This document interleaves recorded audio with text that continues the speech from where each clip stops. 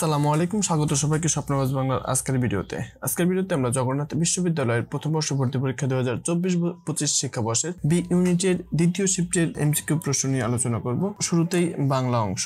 লাল সালু উপন্যাসে তাহের ও কাদের মাছ নিয়ে কখন বাড়ি ফেরে? তারা বাড়ি ফিরে হচ্ছে অপরাহ্নে। কোনটি সুফিয়া কামাল রচিত গ্রন্থ নয়? এখানে উত্তরের পথ সুফিয়া কামালের রচিত গ্রন্থ নয়। শেষের কবিতা রবীন্দ্রনাথ ঠাকুরের কোন ধরনের রচনা? এটি উপন্যাস। সিরাজের পতন কে না চায়? সংলাপটি হচ্ছে ঘসটি বেগমের। ধ্বনি নির্দেশক চিহ্নকে কি বলে?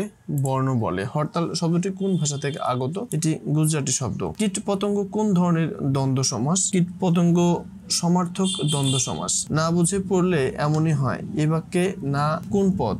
এ বাক্যে না হচ্ছে বিশেষণ পদ। ইংরেজি অংশের 1 নম্বর প্রশ্ন।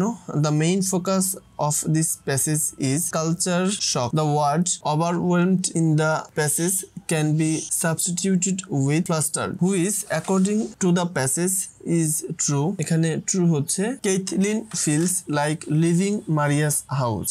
In Caitlin's house it was quite unusual to talk on politics while they had their dinner. Choose the correct verb from I got my leg broken in an accident.